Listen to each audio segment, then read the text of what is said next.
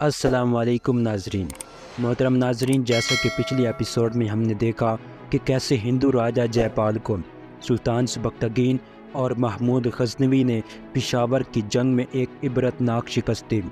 شکست کے بعد راجہ جے پال مسلمانوں سے بدلہ لینے کے لیے مختلف مہاراجاؤں کے ساتھ مل کر جنگی تدبیریں کر رہا تھا۔ تو پھر راجہ جے پال نے دوبارہ جنگ کرنے کے لیے چندہ اکٹھا کرنا شروع کر دیا۔ اس نے مندروں میں بھی اعلان کروا دیا۔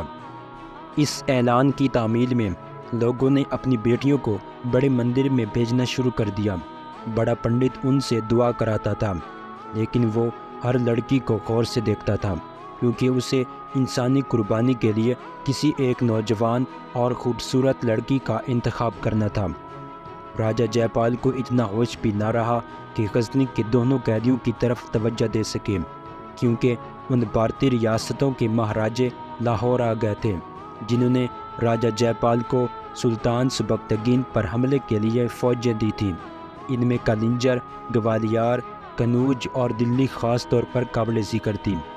دن رات شکست کے اسباب پر گرما گرم بحث ہوتی رہی تھی، جو ہنگامہ آرائی تک جا پہنچتی تھی، مگر کوئی بھی ایک مہاراجہ ایسا نہیں تھا جس نے یہ کہا ہو کہ وہ آئندہ مسلمانوں کے خلاف جنگ میں اپنی فوج نہیں بھیجے گا۔ بحث کا موضوع یہ رہا کہ کس طرح سلطان سبکتگین کو اسی کے علاقے میں شکست دے کر اس کی سلطنت پر قبضہ کیا جائے۔ کلنجر کے مہاراجہ نے کہا کہ اگر ہم سلطان سبکتگین کے یہ علاقے فتح کر لیتے ہیں تو وہاں سے عرب کے علاقوں پر حملے کیے جا سکتے ہیں۔ یہ عزم سب کے دلوں میں اتر جانا چاہیے کہ ہمیں ہندوستان کو مہابھارت بنانا ہے، جس کی سرحدیں دجلہ اور فرات تک ہوں گی۔ اس منبع کو بند کرنا ہے جہاں سے اسلام اٹھا ہے یا جہاں پر اسلام پھیلتا جا رہا ہے۔ اگر ہم نے اپنا یہ مقصد حاصل نہ کیا تو عرب پر عیسائی چھا جائے گا۔ مسلمان ریاستوں کے متعلق مجھے پتہ چلا ہے کہ یہ ایک دوسرے کے دشمن ہوتے جا رہے ہیں۔ یہ بھی پتہ چلا ہے کہ ان میں یہ پھوٹ عیسائی ڈال رہے ہیں۔ وہ بے انتہا دولت، شہرت اور نوجوان اور خوبصورت لڑکیوں کے ذریعے چھوٹی چھوٹی مسلمان ریاستوں کو اپنے ہاتھ میں لیتے جا رہے ہیں۔ راجہ جے پال نے کہا، ہم بھی یہ طریقہ اختیار کریں گے، لیکن ہمیں مسلمانوں پر یہ ثابت کرنا ہے کہ ہم جنگی قوت ہیں۔ اس وقت ہماری اور آپ کی فوجیں جو بچ کر واپس آ گئی تھی، ان پر خوف سوار ہو گیا ہے کہ مسلمان اس قدر دلیر اور بہادر ہیں کہ انہیں کوئی بھی شکست نہیں دے سکتا۔ واپس آنے والے سپاہیوں نے لوگوں پر بھی یہ خوف طاری کر دیا ہے کہ مسلمان بہت بہادر ہیں۔ ہمیں سلطان سبکتگین کی فوجوں کو شکست دے کر ہمیں اپنی فوجوں اور اپنے لوگوں کے دل سے یہ خوف نکالنا ہے۔ اگر ہم غزنی پر قبضہ کر سکیں تو وہاں سے ہم عیسائیوں کے طریقے استعمال کر کے مسلمانوں کو آپس میں لڑا سکتے ہیں۔ ہماری لڑکیاں عیسائیوں لڑکیوں کے مقابلے میں زیادہ چالاک، ہوشیار اور ذہین ہیں۔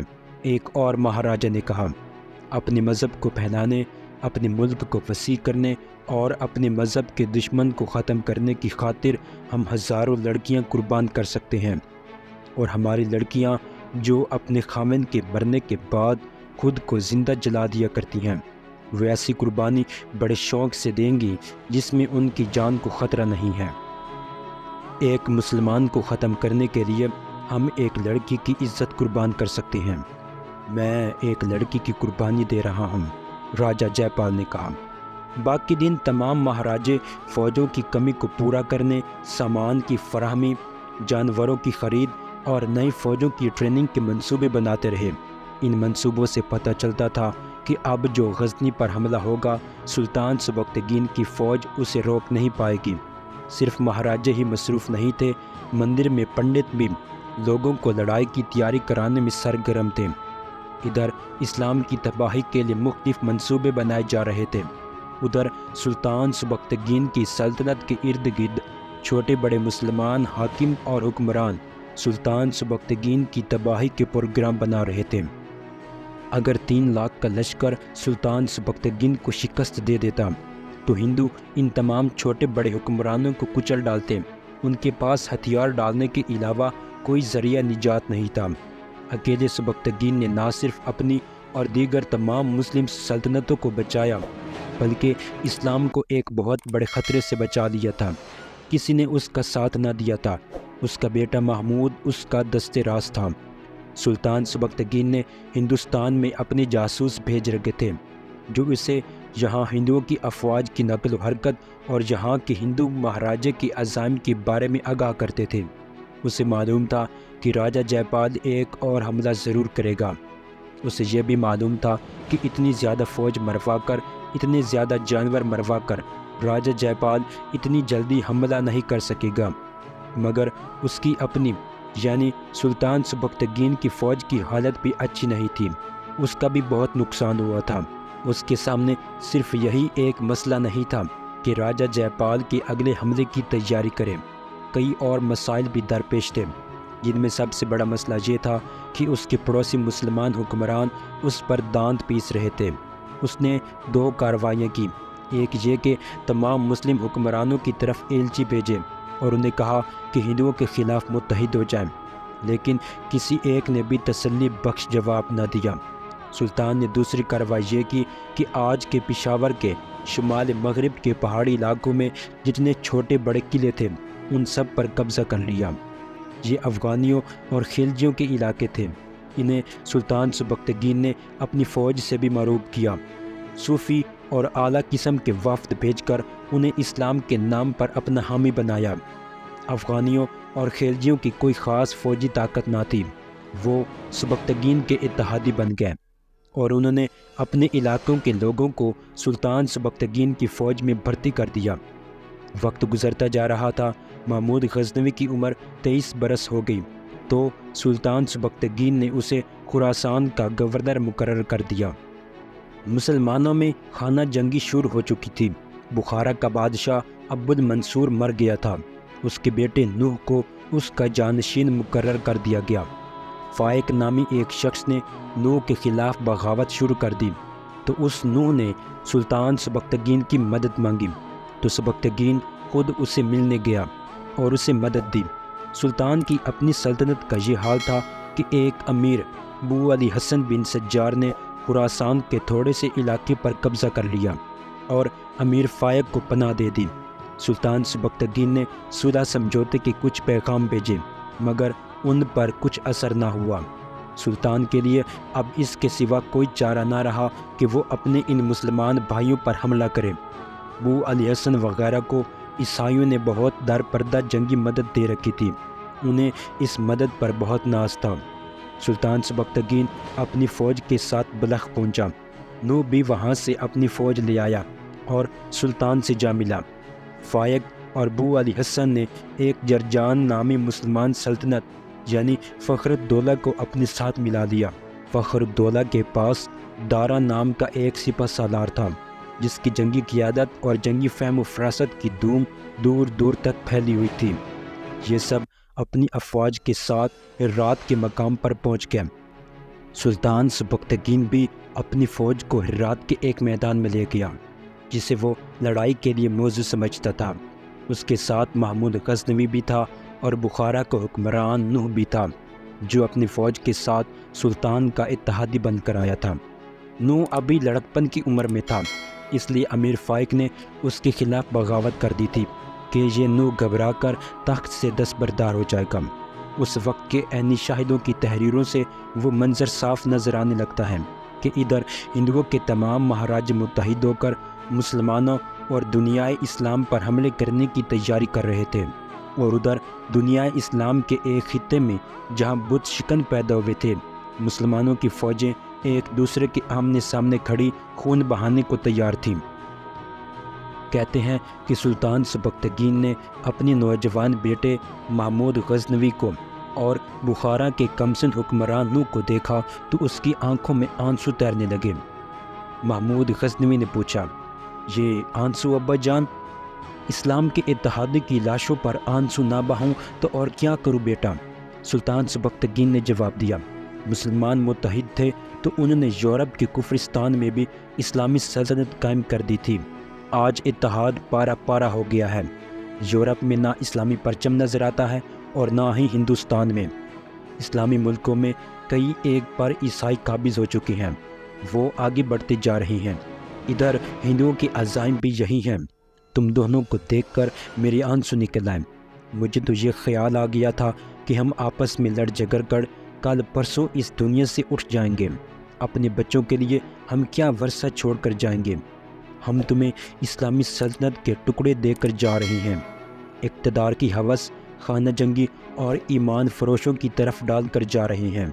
ان ایمان فروشوں، اقتدار پسند کی اولاد بھی سلطانی کی مسند کی خاطر اپنا ایمان اسلام کے دشمنوں کے ہاتھوں بیچنے کے مجھے کفرستان کے بت توڑنے تھے۔ میں باطل شکن بننا چاہتا تھا۔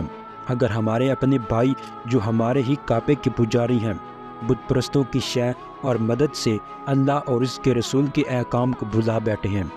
میرے بچوں، ہماری قوم کا مستقبل تاریک ہے۔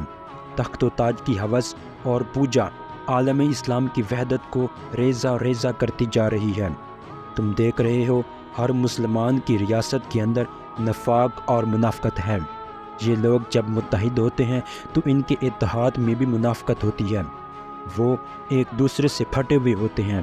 ہر ایک کے دل میں سلطانے کی مسند ہے۔ خلافت موجود ہے لیکن وہ براہ نام رہ گئی ہے۔ سلطان سبکتگین بولتے بولتے خاموش ہو گیا۔ کچھ دیر بعد اس نے سر اٹھایا اور بولا، محمود اور نو، دونوں فوجوں کو میرے سامنے لاؤ۔ دونوں فوجیں اس کے سامنے کھڑی کی گئیں۔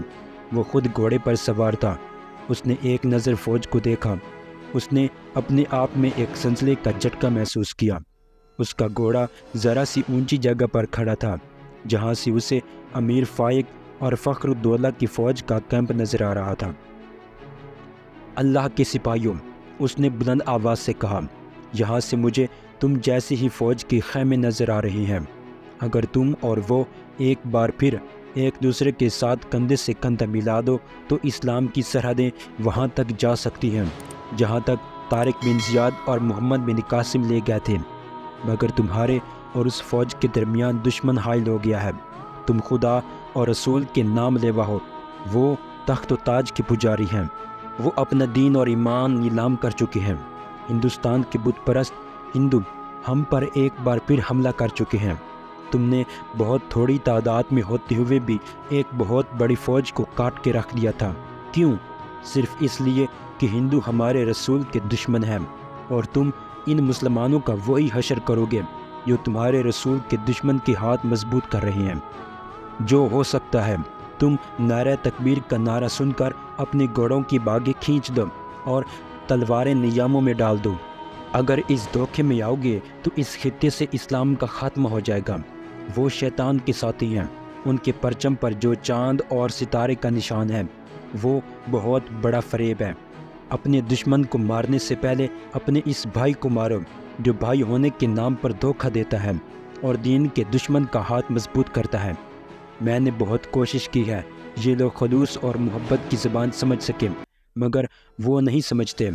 میں اپنے بیٹوں کو قتل کر سکتا ہوں لیکن اپنے مذہب کو کمزور ہوتا نہیں دیکھ سکتا۔ اسلام کا سپاہی اپنی حکومت کرنے کے لیے نہیں لڑتا بلکہ اللہ کی حکومت کو مضبوط کرنے اور گمراہ انسانوں کو سیدھے راستے پر لانے کے لیے جہاد کرتا ہے۔ کیا تم ان قوم کی بیٹیوں کو بھول سکتے ہو جو کفار کے قبضے میں آئے ہوئے علاقوں میں قسمت کے موتی لٹا بیٹھی ہیں؟ کیا تم برداشت کر لو گے کہ تمہاری بیٹی کو کفار اپنی ہوس کا شکار بنا لیں؟ یہ مسلمان حکمران جو تمہارے لیے لڑنے کے لیے اپنی فوج لائے ہیں اپنی بیٹی کی عزت و آبرو سے دستبردار ہو چکے ہیں۔ وہ اپنے مذہب اور اپنی قوم کا وقار کیا تحفظ کریں گے؟ سلطان سبکتگین کی آواز میں جوش و جذبے کے لرزات پیدا ہوتے چلے جا رہے تھے۔ اس کے اثر سے اس کی اور نوح کی فوج میں بے چینی بڑھتی چلی جا رہی تھی۔ سلطان کا ایک ایک لفظ عسکریوں کے دل میں اترتا چلا جا رہا تھا۔ جوش و جذبہ بڑھتا چلا جا رہا تھا، مگر سلطان سبکتگین کو اس سے ذرا برخوشی نہ ہوئی۔ اسی روز اس نے اپنی فوج کو جنگ کی ترتیب میں کھڑا کر دیا۔ خود قلب میں رہا۔ اس نے نوح اور محمود کو بھی اپنے پاس رکھا۔ مخالف کیمپ میں وضع قابل تجربہ کار ایک جرنیل تھا۔ اس نے سلطان سبکتگین کی فوج کو جنگی تیاری کی شکل میں دیکھا تو فوراً اپنی متحدہ افواج کو جنگی ترتیب میں کھڑا کر دیا۔ وہ جانتا تھا کہ اگر سلطان سبکتگین کو حملہ کرنے کا موقع دیا تو وہ جنگ جیت جائے گا۔ وہ سلطان کی چالوں اور جنگی تجربے سے اچھی طرح واقف تھا۔ اسے یہ بھی معلوم تھا کہ اسے مہلت دی تو اس کے شب خون مارنے والے جیش عقب اور پہلوؤں پر آ جائیں گے اور وہ فوج کو تھکا کر اور بکھیر کر ماریں گے۔ دارا نے نہایت اچھی چال چلی۔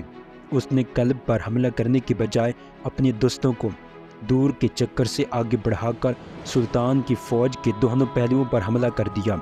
یہ حملہ غیر متوقع اور شدید تھا۔ مورخین لکھتے ہیں کہ سلطان سبکتگین کے لیے دارا کی یہ چال غیر متوقع تھی۔ اس کے پہلوؤں کے دستے بے خبری میں دبوچے گئے اور تھوڑی ہی دیر بعد ان کے قدم اکھڑنے لگے۔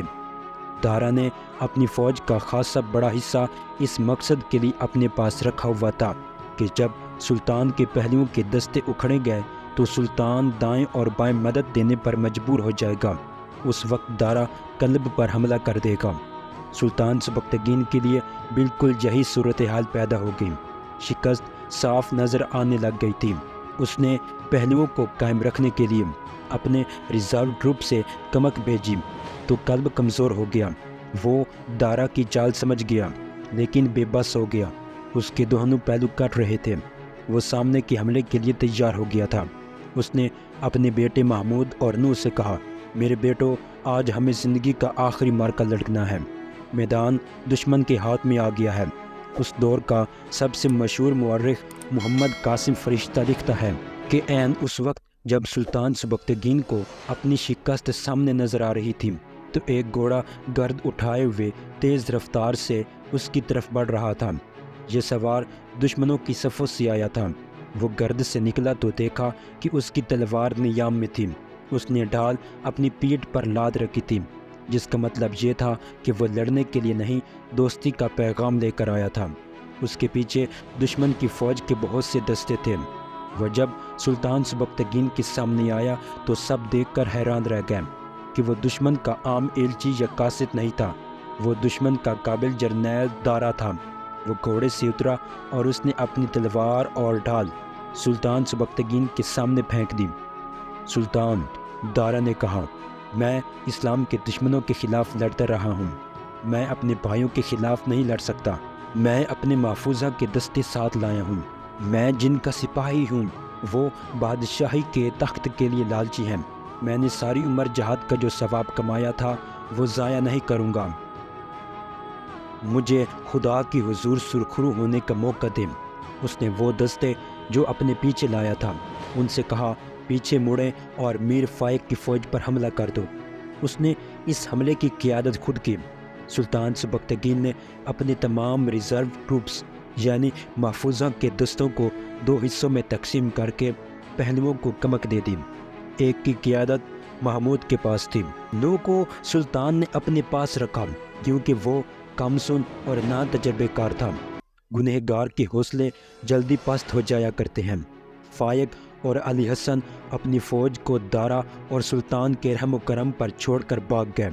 ان کی کچھ فوج بھی بھاگ کر ان کے پیچھے چلی گئی تھی۔ انہوں نے جرجان میں جا کر دم لیا، جہاں کی حکمران فخر الدولہ نے انہیں پناہ دے دی۔ سپہ سالار دارا کے سینے میں ایمان کا شعلہ کچھ ایسا بھڑکا تھا کہ وہ جرجان تک ان غداروں کا تعاقب کرنے پر زور دے رہا تھا، لیکن سلطان سبکتگین نے اسے یہ کہا کہ وہ خانہ جنگی کو توڑ نہیں دینا چاہتا، اس کے بجائے وہ انہیں دوستی اور اتحاد کا پیغام دینا چاہتا تھا۔ محمود غزنوی دارا کا ہم نوا تھا۔ اس کا نوجوان خون اسے انتقام لینے بغیر چین نہیں لینے دے رہا تھا۔ سلطان سبکتگین نے اپنی فوج کو سمیٹا اور غزنی کی طرف کوچ کر گیا۔ محمود غزنوی اپنی تھوڑی سی فوج کے ساتھ نیشا پور چلا گیا، جہاں اسے گورنر کی حیثیت سے رہنا تھا۔ نو اپنے ملک بخارا کو روانہ ہو گیا۔ دارا سلطان کے ساتھ تھا۔ محمود نیشا پور پہنچا ہی تھا کہ فوج کا قاصد گھبرا کر دوڑے چلے آئے۔ انہوں نے بتایا کہ ابو علی حسن اور امیر فائق کی فوجوں نے ہم پر حملہ کر دیا ہے۔ فخر الدولہ نے انہیں تازہ دم فوج دے دی تھی۔ وہ سلطان سبکتگین کی فوج کی نقل و حرکت دیکھتے رہے تھے۔ انہوں نے دیکھا کہ سلطان سبکتگین اور دارا فوج کا زیادہ تر حصہ اپنے ساتھ لے گئے ہیں اور محمود تھوڑی سی فوج کے ساتھ نیشاپور میں اکیلا رہ گیا ہے، تو انہوں نے نیشاپور پر حملہ کر دیا۔ محمود غزنوی نے انہی قاصدوں کو سلطان سبکتگین کے پیچھے دوڑا دیا تھا اور خود فوج کی کمان لے کر آگے بڑھا، لیکن دشمن میدان پر چھا چکا تھا۔ محمود کی پوزیشن اتنی کمزور تھی کہ وہ گھیرے میں آ گیا۔ اس کی فوج تھوڑی بھی تھی اور ہرات کی لڑائی کے بعد بڑی لمبی مسافت بھی طے کر کے آئی تھی۔ محمود اسے بر وقت لڑائی کی ترتیب اور تنظیم میں لا ہی نہ سکا۔ اس کا نتیجہ یہ ہوا کہ محمود کو پسپا ہونا پڑا۔ وہاں تو پسپاہی بھی ناممکن نظر آ رہی تھی۔ انجام یہی نظر آ رہا تھا کہ محمود پکڑا جائے گا اور اس کی فوج بھی جنگی قیدی بن جائے گی یا پھر وہ ماری جائے گی۔ دونوں قاصدوں کے گھوڑے غزنی کی طرف اڑے جا رہے تھے۔ مورخ لکھتے ہیں کہ جب دوسرے دن امیر فائق اور بو علی حسن اپنے عقب میں گرد کے بادل اٹھتے دیکھے تو وہ بہت خوش ہوئے کہ فخر دولہ نے کمک بھیجی ہے اور اب وہ نیشاپور کو ترنے والے کی طرح نگل جائیں گے۔ مگر گرد سے جو فوج نکلی وہ سلطان سبکتگین کی تھی۔ انہیں یقین نہیں آ رہا تھا کہ سلطان اتنی جلدی آ جائے گا۔ سلطان کے ساتھ دارا بھی تھا۔ دونوں نے امیر فائق اور بو علی حسن کی فوج کو گھیرے میں لینے کے لیے اپنی فوج کو پہلوؤں میں پھیلا دی۔ دونوں باغیوں نے دیکھا کہ پسپاہی کے راستے بند ہو چکے ہیں، تو انہوں نے اپنی فوج کو سمیٹ کر سلطان سبکتگین کی فوج کے وسط میں آمنے سامنے کا حملہ کر دیا۔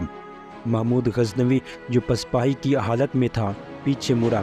مشہور مورخ محمد قاسم فرشتہ لکھتا ہے کہ محمود غزنوی نے سخت غصے میں آئے ہوئے شیر کی طرح غداروں پر حملہ بول دیا۔ اس کی حالت پاگلوں کی سی تھی۔ بو علی حسن اور امیر فائق کی فوج کچلی گئی۔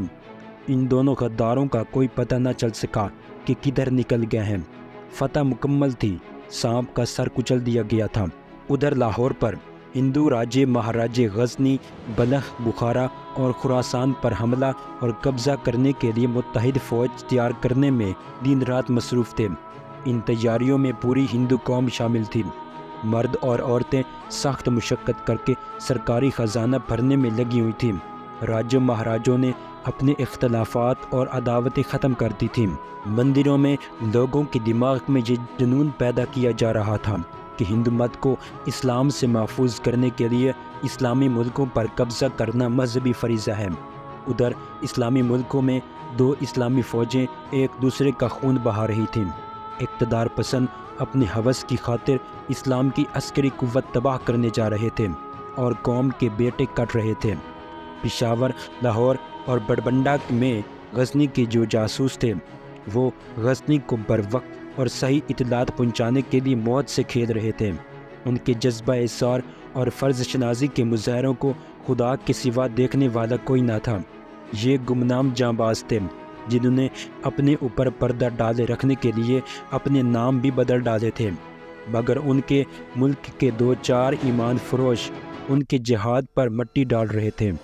سلطان سبکتگین ذرا سستانے کے لیے اور فوج کو آرام دینے اور نئی بھرتی کے لیے بلخ چلا گیا اور وہیں قیام کا فیصلہ کیا۔ تب اسے احساس ہوا کہ جس بیماری کو وہ دباتا رہا اور معمولی سمجھتا رہا ہے وہ جان لیوا روگ ہے۔ جنگ و جدل نے اسے اپنی صحت کی طرف دھیان دینے کی مہلت ہی نہ دی۔ طبیبوں نے اس کا علاج شروع کیا لیکن مرض بڑھتا گیا۔ اس نے غزنی چلے جانے کا ارادہ کیا اور غزنی روانہ ہو گیا، مگر وہ اتنا کمزور ہو چکا تھا کہ بلخ سے تھوڑی دور ترموز تک جانے کے بھی قابل نہ رہا، وہیں رک گیا۔ ترجمہ یمنی میں لکھا ہے کہ ایک روز نکاحت کی انتہا کے عالم میں سلطان نے شیخ ابو الفتح سے جو اس کے پاس بیٹھا تھا کہا، ہم بیماری سے صحت یاب ہونے کے لیے ہر جتن کرتے ہیں، صحت یاب بھی ہو جاتے ہیں، ریوڑ سمجھتے ہیں موت نہیں آئے گی۔ مجھے بھیڑ کا خیال آتا ہے جسے قصاب خرید کر لے جاتا ہے، کبھی اسے کسی ریوڑ میں چھوڑ دیتا ہے، کبھی اکیلے کہیں اسے باندھ دیتا ہے۔ بھیڑ زندہ رہنے کی آس لگائے رہتی ہے، مگر ایک روز قصاب اس کی گردن پر چھری پھیر دیتا ہے۔ ایسے ہی ہم کئی بار بستر عدالت پر کئی بار لیٹتے اور اٹھتے ہیں اور ایک روز موت اچانک ہماری گردن دبوچ دیتی ہے اور ہمیں کچھ سوچنے اور کچھ کرنے کا موقع ہی نہیں ملتا۔ اس کے 40 روز کے بعد سلطان نے صرف یہ کہہ کر کہ محمود سے کہنا کہ تجھے بت شکن بننا ہے، تو پھر اس نے جان اللہ کے حوالے کر دی۔ دوستو، مجھے امید ہے کہ آج کی یہ ویڈیو آپ کے لیے کافی انفارمیٹیو رہی ہوگی اور آپ کو یہ ویڈیو پسند آئی ہوگی۔ اگر یہ ویڈیو آپ کو اچھی لگی ہے تو اس کو لائک کیجئے اور دوستوں کے ساتھ شیئر بھی کیجئے، اور اپنی رائے کا اظہار کمنٹ سیکشن میں کر سکتے ہیں۔ اس کے ساتھ ہی ہمارے چینل کو بھی سبسکرائب کر دیجئے گا۔ میں ملوں گا آپ کو ایک نئی انٹرسٹنگ ویڈیو میں، تب تک اپنا خیال رکھیں۔ اللہ حافظ۔